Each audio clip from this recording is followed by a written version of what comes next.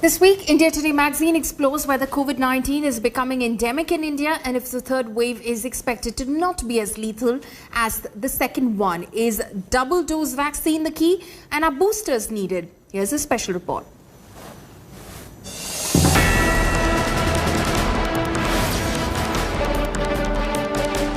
The falling rate of daily infections and massive vaccination drive. Both have raised hopes that an eventual third wave may not be as devastating as the second one.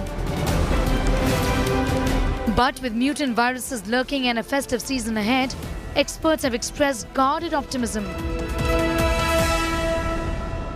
We also know that this is a time when the festivities happen, congregations happen and so on. And therefore, we should keep very much this in mind, that the next 3 months, 4 months are very critical. We continue to have, again, contact tracing, containment, mask wearing, social distancing, avoiding crowds, avoiding unnecessary travel, avoiding getting people collected in closed environments. For another 3 to 4 months, escalate vaccination during this period, we could see the light at the end of the tunnel. India has reported less than 50,000 new cases daily for over 3 months in a row. The national average of weekly test positivity rates has been less than 3% for 94 days, well under the World Health Organization's benchmark of 5%.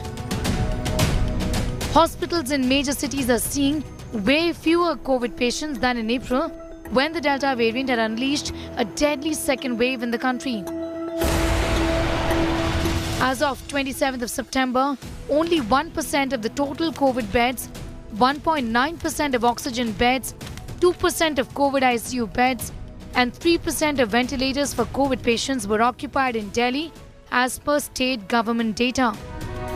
In Kerala, which has the highest number of active cases, only 4% of COVID patients in hospitals had critical symptoms. So, is the infection becoming endemic in India?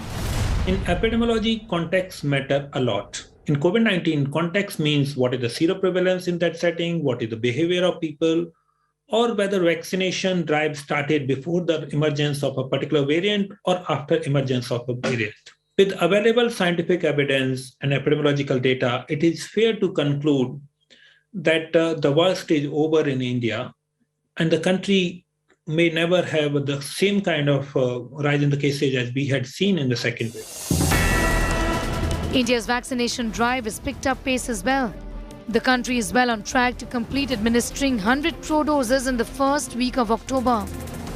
871 million doses of COVID vaccines between the 1st of March and September 28th is no mean feat. But the focus now shifts to completing double-dose vaccination. As long as there are no new virulent and more transmissible variants emerging, COVID will, I think, become an endemic flu in the next 6 to 12 months.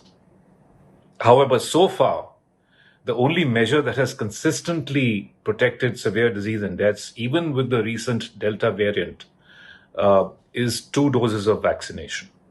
So the sooner we fully vaccinate 65% of our population, the quicker we will get back to normal life.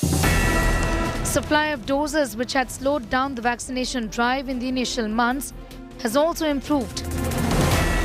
The centre has made available 835 million doses. Another 11 million are on their way.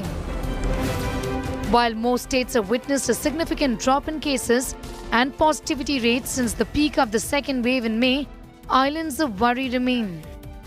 पूर्व की तरह केरल में सबसे अधिक active cases हैं, 1 लाख से कुछ ज़्यादा, 1,44,000, जो कि देश के एक्टिव केसेस का 52% है। महाराष्ट्र में 40,000 केसेस हैं एक्टिव, तमिलनाडु में 17,000, मिजोरम में 16,800, कर्नाटक में 12,000 और आंध्र प्रदेश में 11,000 से कुछ अधिक। Delta variant at present is the most dominant variant in at least 2 states where high cases of COVID-19 are being seen. In fact, experts say that if at all this mutates any further, then another wave is going to be inevitable. Also, if infection is allowed to be transmitted, then there are more chances of the virus mutating even further.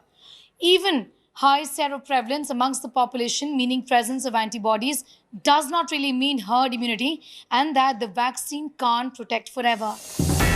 A study of 614 fully vaccinated healthcare workers at the Indian Council of Medical Researchers Regional Medical Research Centre in Bhubaneswar showed a significant drop in COVID antibodies within 4 months of taking the second dose.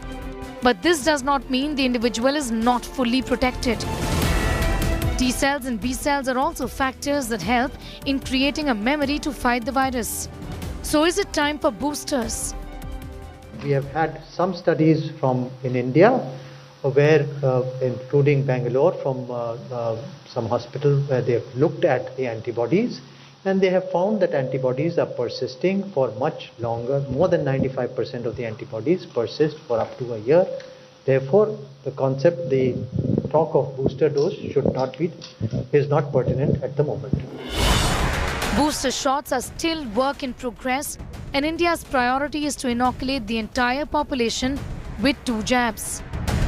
For the entire report and much more on this story, do read India Today magazine. The issue is out on stands now. With Sonali Acharji for India Today magazine, Sneha Mordani in New Delhi.